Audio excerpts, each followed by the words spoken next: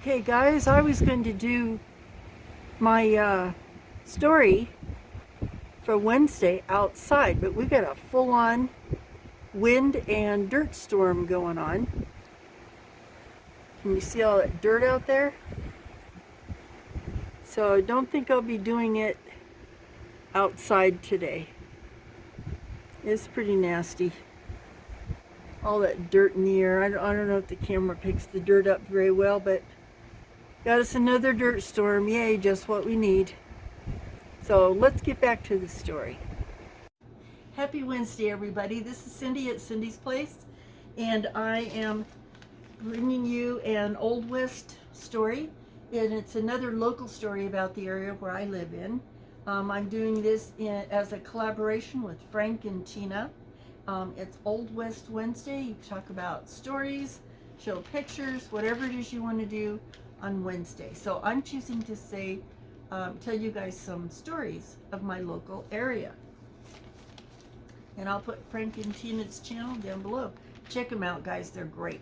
I think on Saturday, they're doing a thing about guns, which I would do also, except that I already got in trouble with YouTube once, so I'm not I'm not going to be doing guns. But and then Monday is music. It's all about music. Frank is an excellent musician, so you should check that out. And on Wednesday, of course, it's all about the Old West. So here's another story for you guys. Sara Winnemucca was born right here, not too far from where I am, near Humboldt Lake, which right now is a totally dry lake bed, and it's been dry for several years. She was born Takmatoni in northern Paiute, it means shellflower, in 1844, near the Humboldt Lake, which is just a few miles away. Her father was Chief Winnemucca. Her mother was Taboitani. Her grandfather was Chief Truckee, which is very interesting because the Truckee River is in Northern California, and it also runs into Nevada. Actually, it's right downtown Reno, Nevada. And so the river was named after him. She was born into an influential Paiute family who led their community in pursuing friendly relations with arriving groups of Anglo-American settlers. And of course, we know how that worked. Let me show you some pictures.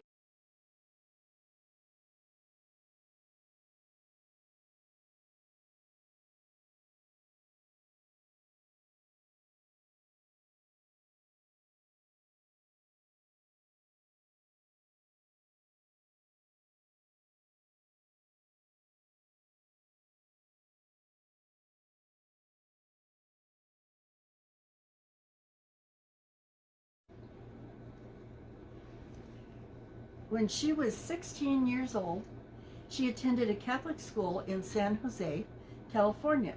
When a Paiute war erupted between Paiutes and settlers, Sara and some of her family traveled to San Francisco and Virginia City to escape the fighting. They made a living performing on stage as a Paiute royal family. I would have loved to seen that play. I mean, I can't even imagine back in those times to have a Native American family as stage performers. That must have been something to see. I can't even imagine what it would have been about. I didn't find any records in Virginia City or San Francisco about their performing. There's no pictures, but eyewitness accounts of people that actually saw them there, so it was true. But there's no, there again, I would have loved to seen that. I bet it was very interesting. In 1865, while Sara and some of her family were away, their band, which was here in the Winnemucca Valley, was attacked by the U.S. cavalry, and they killed 29 of their tribe members, including Sara's mother and several members of her family.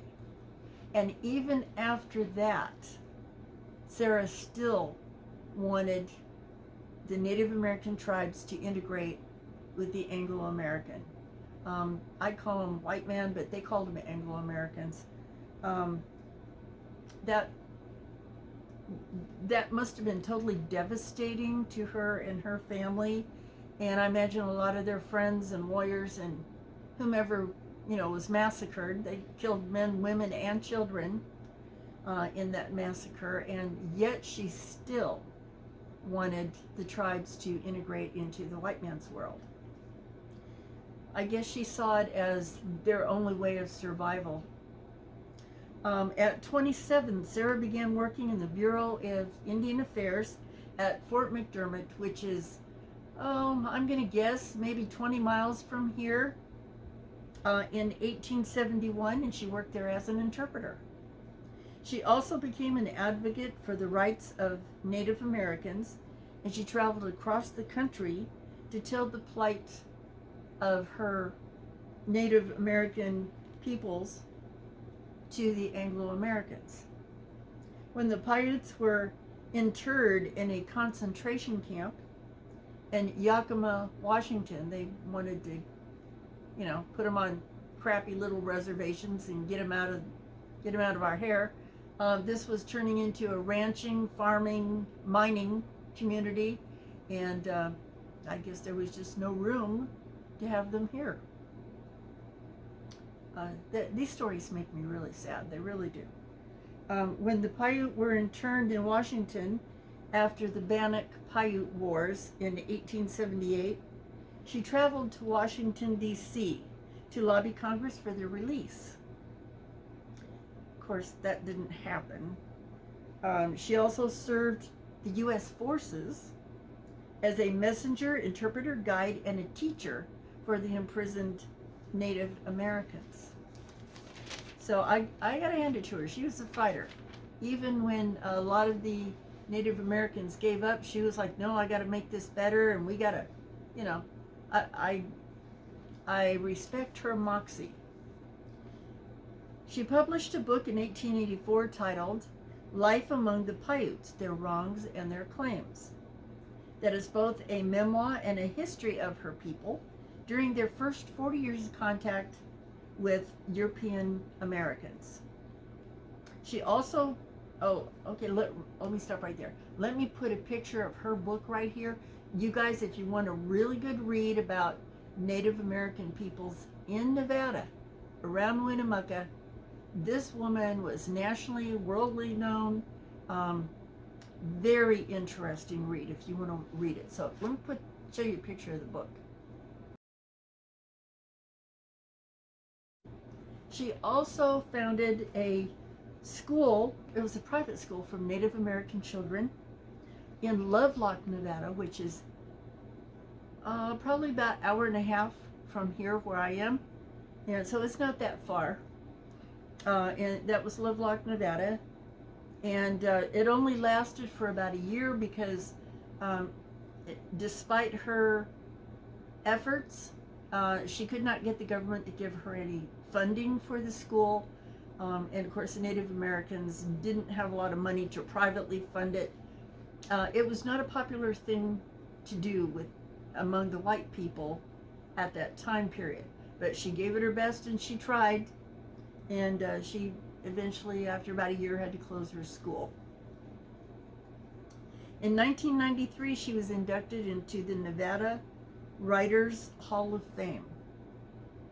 In 2005, the state of Nevada contributed a statue by sculptor Benjamin Victor to the National Statuary Hall collection at the U.S. Capitol. Let me show you a picture of that. Legacy, however, is controversial. Some wish to remember her primarily for her activism and social work to better the conditions for her people, while others have criticized her for her tendency to exaggerate her social status among the Paiutes. Her father was Chief Winnemucca, but some people, it was just, he wasn't the chief of all the Paiute nations. just the one band. So, but he presented himself as the chief of all the Paiute peoples, which it technically was not true, but he kind of was royalty among the Paiutes. So, I mean, if you're a chief of a tribe, of a band, I mean, you're a big deal. So, it was a little controversial there. Some wish to remember her for activism and social work. Others have criticized her for her social status, or exaggerated social status. And among the Paiutes, she still to this day is not real super liked due to her assistance at the military at that time period. I mean, she was all for helping out the white people, integrating into the white people. And this comes right after the Paiute-Bannock War against the white people for taking over all their land here. And can you blame them? It'd be like if you go off to go to the store one day and you come home and you got people, you know, moved in and they got their feet up on your coffee table eating your food. And then they go, oh, this isn't yours anymore. We're going to take it, so get out. Oh, and by the way, we're going to put you in an internment camp. So you don't have any rights anymore. Just get out of here. And after you've lived here for hundreds and hundreds of years, how would you feel about that? The Paiutes criticized her for her advocacy for assimilation of natives to Anglo-American culture. Why should they have to give up their culture? I mean, this is like they're millennia old, you know what I mean? But every conquering nation that ever conquered another nation, first thing they do is obliterate the culture, change their language, and now you got to worship their way and praise their gods. I never could understand that, but it's happened since the beginning of time. She married a first lieutenant in the Army, Edward Bartlett, in 1872 in Salt Lake City, Utah, but he abandoned her in 1876. Now, this was a common thing that happened, especially among the soldiers. They would be stationed in a place for a while, you know, and they want company, so they marry one of the Native American women, and they're with them until they get stationed somewhere else, or they muster out of the cavalry and they're just like, see ya. And so they're just left, you know, which that's part of treating the Native Americans as non-humans. Then she married again in 1881 to Lieutenant Lewis Hopkins in San Francisco. And they ended up getting a divorce, and she did marry again, but they didn't say who the third guy was, but her name, she kept her name Hopkins as her last name for whatever reason, I don't know. She died in 1891, and she was 46 or 47 at the time at Henry's Lake, Idaho. At her sister's home, and the cause of death was tuberculosis, which was going rampant through the country at that time. So that's a little bit short today. That's all I have for my Old West story. So I hope you enjoyed it. It's a little bit about our Native Indian culture here. Actually, there's still Paiute reservations here. There's one right smack downtown Winnemucca, the little town that I live next to. The city limits kind of go around it a little bit, and so, you know, but it's still right here, right downtown. And then they have another reservation, Paiute Indian Reservation, up by a little town called McDermott, and that's where the fort was. I'm going to drive up there one day and see if I can find any remains of the fort, but so there's two small Indian reservations here still of the Paiutes. Over next to Reno, Nevada, there's quite a large Paiute Indian reservation over there, and they have some pretty interesting things. There's a Paiute Indian colony that has the old school buildings and stuff, because the